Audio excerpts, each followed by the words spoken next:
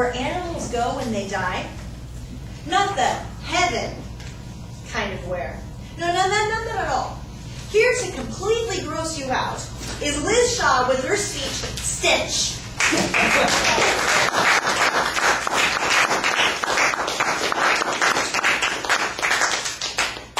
That introduction actually worked out better than I thought it would. And now for something completely different. I grew up with cats. I have been called a cat person. In fact, friends of mine at one point in time thought that I would be the cat lady you saw on the news where the firemen come to excavate her from underneath tons of cat feces. The maximum number of cats I've ever had is 6. Well, except for a couple summers ago when I had 37. I worked at La Mesita Family Homeless Shelter. There were a lot of strays there. The support partners, like myself, worked up front in the office. But the cats, half an acre away, lived in the back, conveniently where the dumpsters were located. However, being the overnight person, every hour I had to get out my big policeman flashlight and patrol the grounds to make sure that there were no evil and nefarious people to be found. I had a little spotted cat. It would follow me around. I called it my guard kitty. One night after patrolling the grounds, I was sitting at the computer recording the midnights. I looked out the window at my little Suzuki Samurai soft top Jeep. Soft top had seen better days, no zippers anymore. And I noticed that every single one of those 37 cats was having a party in the back of my Jeep. Turns out, that morning when I had gone home from work, I had stopped at Walmart and picked up the 40-pound bag of dog food. And I had hauled it out to my car. And I had put it in there. And when I got home, I was just way too tired to take it in the house. I thought to myself, I'll get that this afternoon when I get up. Of course, by the time I'd gotten up, I completely forgot about the 40-pound bag of dog food. But somehow the cats got the memo, and they were having fun. I was recently put in mind of these cats because of another incident that happened. That summer, La Mesita was under construction, and it was not going well. Not at all. They cut off the water. They cut off the phone lines. They cut off the network connection. And finally, they cut off the electricity to the basic needs shed. Now you're probably thinking, shed? Nobody lives there. No, that's right.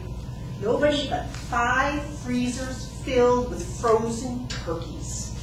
And as soon as that electricity was off, the clock began ticking. It said that the people at La Mesita were passing out turkeys to anything that moved. If you stood at the bus stop out on Main Street, they were giving you a turkey and running in the other direction. But at the end of the day, they had 30 turkeys left. Irene, the cleaning lady, was tasked with disposing of the turkeys. She did what any good cleaning lady would do. She put them in the dumpster. Did I mention it was July? That first night when I arrived at work, I could smell the turkeys rotting in the dumpster. The second night, I could smell it from the office. The third night, on my way into work, I stopped at Walgreens half a mile down the road, and the cashier said, "Do you know what that smell is?" And I said, "Oh." The fourth morning, there was green ooze coming out from the dumpster. Thankfully, though, that was the day that the garbage truck came. He picked that up and dumped all that green liquid slime into his truck. About half of it went on the pavement. The thing is, we never saw those 37 cats again. My little spotted guard kitty, gone. And we never found the bodies. Now, why am I thinking of that today?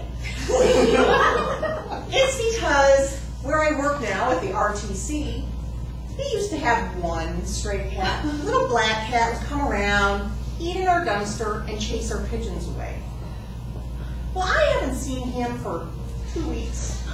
And about a week and a half ago, there began to be an odor in my office. Now, the maintenance men have come out, and being men, I'm sorry guys, they can't smell it.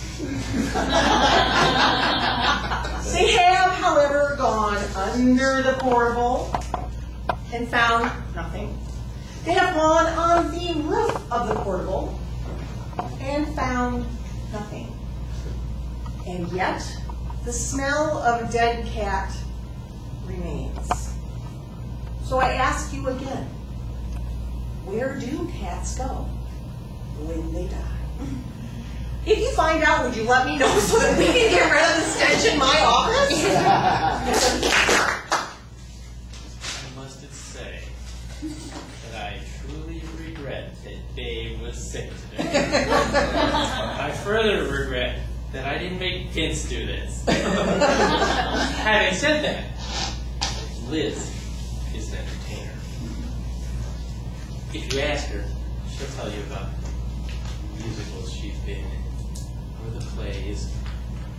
But you don't need to see that to know that. She definitely knows how to use her body. Sometimes she's a little sneaky.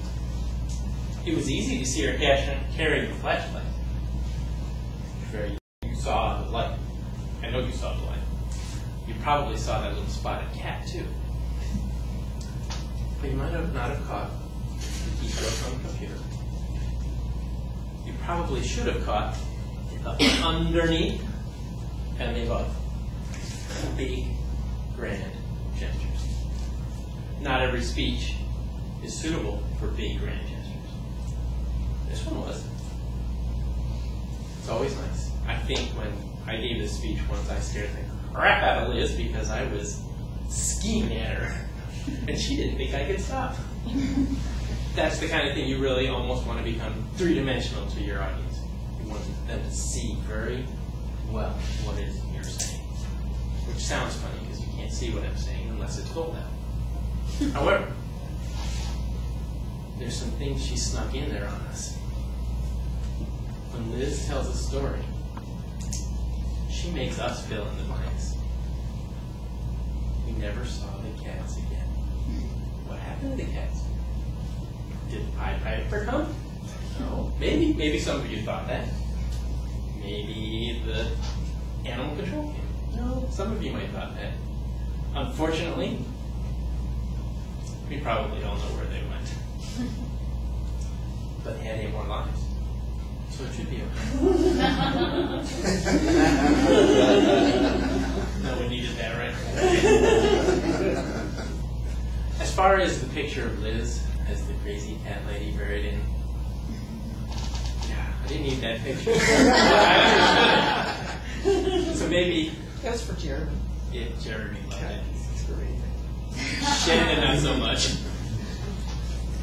Perhaps you could finish your speech with what people say about you when you're gone. About how we really thought she was going to die in a pile. But yet, she fed the masses. And Liz was a good person. Liz, I love that speech. And I know you have way too many more that could fit that same bill, some of which involve telecommunication devices. Others, I have yet to even hear. You did a very nice job. And Vince, I wish you were evaluated.